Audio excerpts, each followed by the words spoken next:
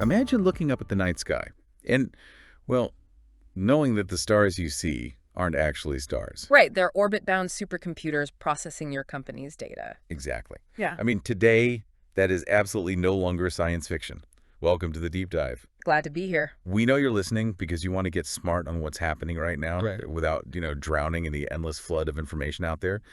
And today, we have a really fascinating stack of sources from May 2026. We really do. Yeah, spanning financial reports, tech press releases, legal filings, and global market analysis.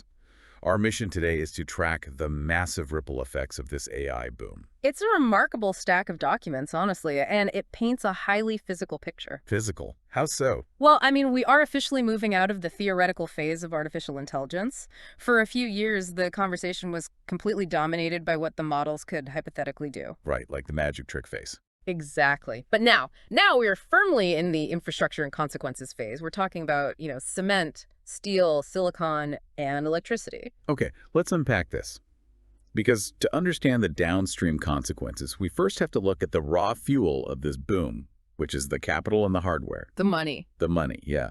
Standard Chartered just released a market analysis, and they have completely revised their global AI capital expenditure estimates. And not by a little bit. No, not at all. They bumped it up to a staggering 65% growth for 2026 alone. Which is a significant upward revision from their previous estimate, which was 54%. And if you project their math out, it gets wild. Oh, I saw this. It's astronomical. Yeah. They predict global AI capital expenditure will hit $1,500 billion by 2030. Wait, $1,500 billion, so that's $1.5 trillion.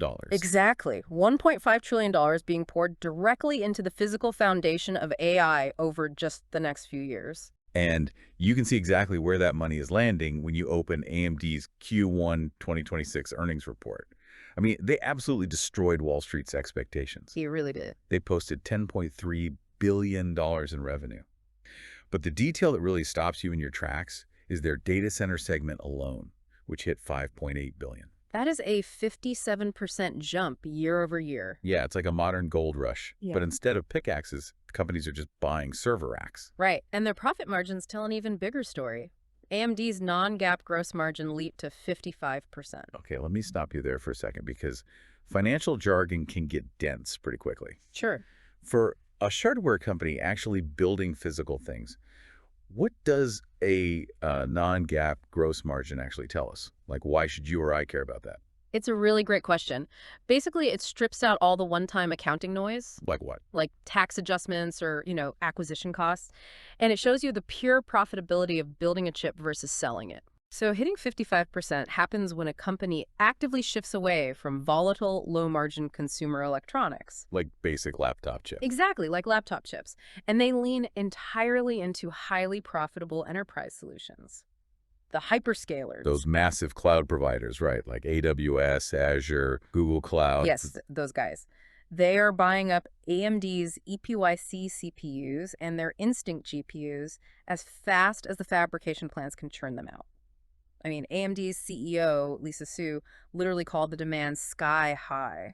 But, I mean, is that level of spending actually sustainable? Let's look at the numbers. Because building endless data centers and buying millions of processors, you eventually have to show a return on investment, right? What's fascinating here is that this isn't just speculative buying anymore. Really? Yeah, if you look back at that Standard Chartered report, those top 3 cloud providers saw a combined 38% revenue growth in the first quarter alone. Wow. So that means the immense investments they are making in these AMD chips are actually paying off. They're seeing accelerating monetization. So the enterprise businesses are eagerly paying to use the AI compute. Which justifies the cloud providers buying more chips. Which drives the capital expenditure even higher. It is a completely self-sustaining cycle of monumental spending. It is. But that cycle has to hit a physical wall, doesn't it? Eventually, you run out of land to build on, and more importantly, you run out of electricity. And that is precisely the bottleneck the industry is sprinting toward right now. Yeah. Manufacturing the silicon is only half the battle. Powering and cooling these massive clusters is becoming the ultimate constraint. Standard Chartered actually explicitly noted that U.S. utility companies are now a core defensive stock pick. Right, simply because electricity demand for data centers is projected to grow 20% over the next decade. And this brings us to Anthropic and xAI. They just announced a new compute partnership utilizing something called Colossus One. This is wild. It really is. We are talking about a single AI supercomputer featuring over 220,000 NVIDIA GPUs. It's a tremendously dense deployment. You've got H100s, H200s, and the new GB200 accelerators all in one place. And Anthropic is using this cluster to improve capacity for their Claude Pro and Max subscribers. But the sheer power draw for 220,000 top-tier GPUs working simultaneously, it's mind-boggling. It is fundamentally outpacing what terrestrial power grids and available water cooling systems can deliver, at least on the timelines these companies demand. Which is why SpaceX and Anthropic just announced they're exploring orbital AI compute capacity. Putting gigawatts of sustainable power in space to run AI servers. Okay, here's where it gets really interesting for me. I read this part of the press release, and instead of asking if it's just science fiction PR, I want to talk logistics. Okay, let's do it. How do you actually handle latency and, more importantly, thermal radiation when you put an immense GPU cluster in a literal vacuum? That is exactly how the engineers are looking at it. Space is cold, obviously, but a vacuum is actually a brilliant insulator. Right, there's no air to carry the heat away. Yeah, exactly. On Earth, we use fans to blow cold air over heat sinks, or we pump chilled water through the server racks. In space, you can't do that. So what's the solution? You have to use giant radiator fins to bleed the thermal energy directly out into the void as infrared radiation. Okay, and what about latency? If I ask a question on my phone down here, how long does it take to beam to orbit and back? Well, SpaceX has already laid the groundwork for this with their Starlink constellation. They use optical laser communication to beam data between satellites and down to ground stations with incredibly low latency. So it's fast. Very fast. And SpaceX has the launch cadence with their Starship program and the mass to orbit economics to make this a near-term engineering program rather than just a whiteboard concept. So the appeal is that once you solve the engineering, you unlock unlimited solar power that never goes down behind clouds or a night cycle. Exactly. And crucially, there is zero terrestrial environmental impact. That's a huge point. It is. You don't have to drain a local reservoir to cool the servers, and you don't have to strain a municipal power grid. When you think about AI, you probably don't picture the physical footprint it leaves on the Earth. No, most people just think of a chat box on a screen. Right, but the constraints are so severe right now that the sheer necessity for power is driving the industry off the planet. Wow. But while the hyperscalers are looking to the stars to solve their resource problems, the fallout of this hardware hoarding is hitting everyday consumers down here on Earth. Yes, the cascade hits the global supply chain next. Apple CEO Tim Cook just issued a stark warning about looming price hikes for Macs and iPhones.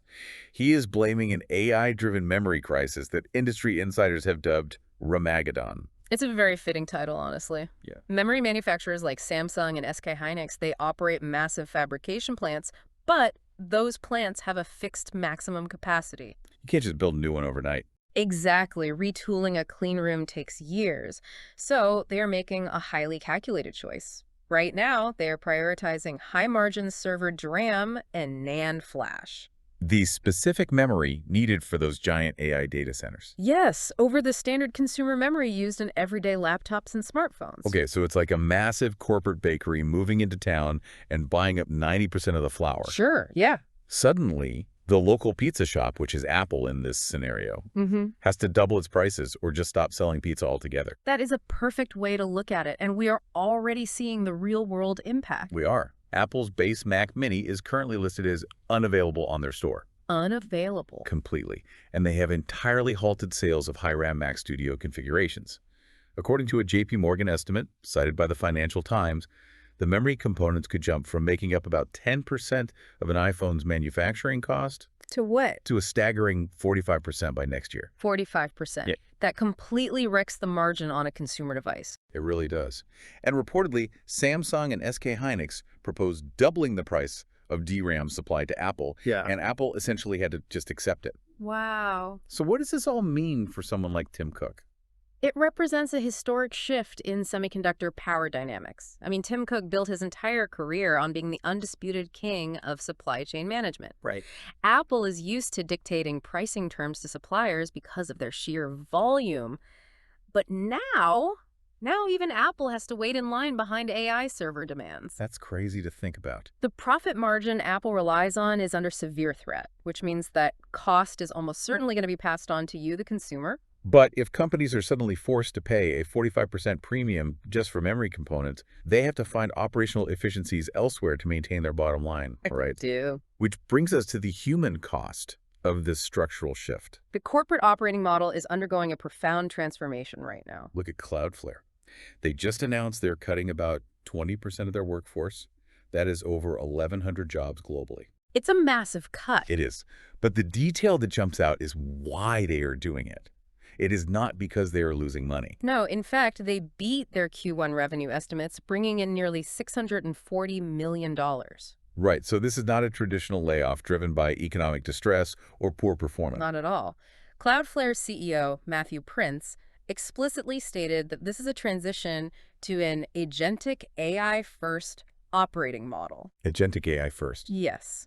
They noted that their internal use of AI grew 6 times over in just 3 months. They are redesigning internal processes from the ground up. And this echoes what the payments firm Block did earlier in the year when they cut 4,000 jobs to embed AI across their operations. Exactly. So if you are listening to this and you work in mid-level corporate management, you are probably wondering, is my job considered a tool or an agentic workflow? Yeah, people are understandably worried. What is the actual mechanism here? Because a company beating earnings and still letting go of a fifth of its staff sounds terrifying. It does sound terrifying. But if we connect this to the bigger picture, we are seeing a shift in the fundamental unit of corporate labor. We are moving away from a paradigm where AI is just a tool you use. Like a smarter calculator or a drafting assistant. Right. We are entering a paradigm where AI acts as an autonomous agent. Okay, so unlike a traditional AI where a human types a prompt and gets text back, an agent is given a high-level goal. Yes. So instead of asking an AI to draft an email to a client about an invoice, an agentic workflow is told to reconcile these Q1 invoices. And then it independently opens the accounting software, cross-references the data, flags any errors, drafts the emails, and sends them. It's that multi-step autonomy. That's how it replaces entire operational teams, whether that's, junior sales reps scraping leads or support staff handling routine tickets. Exactly. This isn't about companies failing. It is about companies succeeding, but requiring an entirely different shape of workforce to do so. It raises really critical questions about what human roles actually look like in a highly profitable, highly automated future. But building these autonomous agents requires the trillion-dollar infrastructure we just talked about. Yes, it does. Which begs the question, how do the AI labs plan to pay for it all? Well, the sources from OpenAI's latest product release give us the answer. OpenAI officially made their real-time API generally available, and they launched 3 new models alongside it. The flagship being GPT Realtime 2, their new voice agent model. I am looking at these release notes, and it says it features GPT-5 class reasoning with a 128K context window. Oh. What does that actually mean in practice for a developer or a user? So the 128K context window means it can remember a vast amount of information in a single continuous conversation. Like how much? Roughly equivalent to a short novel. Yeah. And it can execute parallel tool calls. Meaning the agent can look up a customer's flight while simultaneously checking the weather at their destination and cross-referencing their hotel booking, all at the same time. Wow. Furthermore, developers can adjust its reasoning effort across 5 different levels. So telling the model to spend more compute time thinking through a complex logic puzzle versus giving a quick answer to a simple question. Exactly. And the tone control is incredible. The model can adjust its speaking style. It can stay calm during problem solving, shift to an empathetic tone if it detects the user's getting frustrated, and then sound upbeat when the problem is solved. It's highly sophisticated. It even scored a 96.6% on the Big Bench audio evaluation. Stop right there. What exactly is the Big Bench audio evaluation? It is an industry benchmark that measures how well an AI handles complex audio environments. Like a noisy room. Yeah, it tests the model's ability to process overlapping human voices, filter out background noise, and accurately interpret subtle emotional inflections in a speaker's voice. And it scored over 96%. Yes, which means it is reaching near human levels of auditory comprehension. They also released GPT Real-Time Translate for live translation across over 70 languages. That's huge. And GPT Real-Time Whisper for low-latency streaming transcription. But here is the catch. To fund all this incredible empathetic technology, OpenAI just launched a self-serve ads manager for ChatGPT. Yes. Yeah, any verified U.S. business can now run ads on the free and go tiers. It uses CPC and CPM bidding. Right. And for those outside of marketing, CPC means cost per click. So you pay when someone clicks your ad. And CPM means cost per mil, or cost per 1,000 impressions, where you pay just to have the ad seen. And it is already working. A recent 6-week pilot reportedly banked over $100 million in revenue. It's incredibly lucrative. But there is a deep tension here, though. On one hand, you have this brilliant AI that can literally hear the stress in your voice and adjust its tone to comfort you. Yeah. On the other hand, right after it comforts you, it's serving you an ad for a meal kit while you're asking for a recipe. Right. Does injecting advertisements ruin the magic oracle feel of ChatGPT? Especially since the data shows the click-through rate is only about 1.3% compared to Google's 29%. Well, that click-through rate discrepancy is mainly because ChatGPT is a conversational interface, not a search engine. Oh, interesting. Yeah, people aren't looking to click away from the chat. So OpenAI is carefully walking a tightrope here. They are keeping the ad delivery system completely separate from the large language model's answers. So the AI isn't changing its advice because a sponsor paid it to. No, exactly. The ad is just placed visually separate based on the topic of the conversation. They are doing this to fiercely protect user trust. Makes sense. But the reality is they absolutely need this advertising infrastructure. You simply cannot sustain the massive capital expenditure costs we talked about in the very first section without a highly lucrative recurring revenue engine. But wait, if OpenAI needs a vast advertising infrastructure just to pay for these models, what happens to their original nonprofit Humanity First promise? Well, that exact tension is what just landed them in federal court. Setting up a monumental legal battle over who controls this future. We are talking about the lawsuit between Elon Musk and OpenAI. Now, before we get into the details, we want to be perfectly clear to you listening.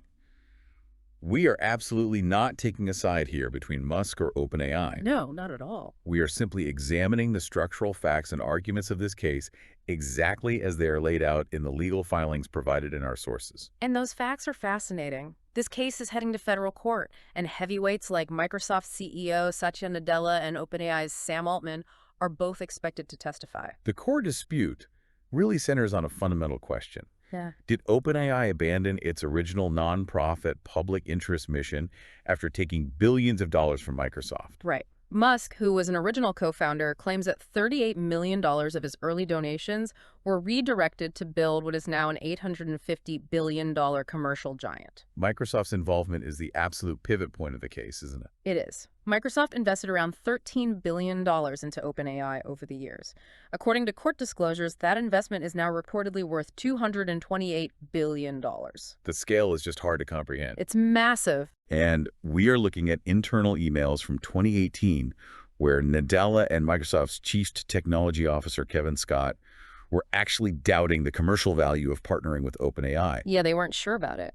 And fast forward to 2026, and it has transformed into a $228 billion asset for Microsoft. So what does this all mean? Well, this raises an important question, perhaps the most important structural question for the whole industry. What's that? Musk is asking the court to force OpenAI back into a strict nonprofit structure. If the court agrees, how does the industry fund the future? Right. How do they pay for the engineering of those orbital space servers and the 65% increase in global capital expenditure and the endless orders of AMD chips? They couldn't. Exactly. The outcome of this trial isn't just about two billionaires fighting. It could completely rewrite the governance and funding models of the entire global tech sector. Is it an incredible domino effect we've tracked today? We started by looking at an unprecedented influx of cash into AMD chips, which demanded power. Right. The power required to run those chips led the hyperscalers to look to the literal vacuum of space for sustainable energy. The manufacturing of that hardware caused a global memory shortage that might make your next iPhone significantly more expensive. RAMmageddon, exactly. That squeeze on corporate margins is pushing a workforce shift toward autonomous AI agents, which is being funded by ChatGPT serving you advertisements, and it is all culminating in a federal trial that could dictate the structural ownership of tomorrow's technology. It is a lot to process. But I'll leave you with this final thought to mull over. Okay. We've seen how AI is reshaping corporate budgets, supply chains, and mid-level management jobs. But as these AI agents become capable of adjusting their emotional tone to match yours, sounding deeply empathetic when you're stressed, while simultaneously serving you highly targeted ads. Wow. Yeah. Ask yourself, as these systems get better at understanding us, how will they ultimately change the way we interact with each other? That is the defining question of the decade. Thank you so much for joining us for this deep dive. Keep questioning, keep exploring. See you next time.